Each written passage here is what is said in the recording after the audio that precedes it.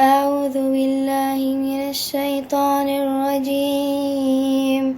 بسم الله الرحمن الرحيم. ألم تر كيف فعل ربك بأصحاب الفيل؟